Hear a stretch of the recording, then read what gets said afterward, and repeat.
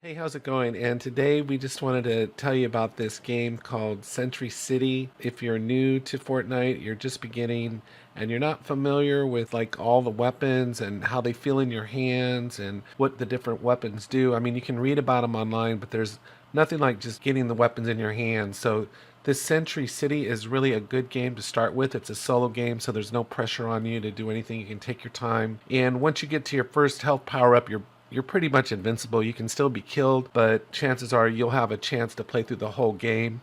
And then once you have a lot of skills, you could come back and try hardcore in a year and see if you can make it through. I don't think anybody's ever made it through on hardcore level, but it's just a really good game to get familiar with all the firearms that are potentially available to you. If you go into Fortnite, it's daunting the number of weapons they have. Every season, the weapons are constantly changing. So in Sentry City, there's the auto shotgun, the assault rifle, the automatic sniper rifle, the burst assault rifle, the drum gun, the pistol, the drum shotgun, the rocket launcher, the bolt action sniper rifle, the hand cannon, the ray gun, the thermal scope assault rifle, the rapid fire SMG, the scoped assault rifle, and the railgun. You'll see too, as you're kind of playing the game and going through all the different weapons, weapons are better suited for certain situations than others. So you don't necessarily want to bring the rocket launcher into a closed quarters fight. It's just a good way to familiarize yourself with all the weapons in Fortnite. Just a quick FYI, if you're interested, the island code is 922346782726. So I hope you found this helpful. Take care.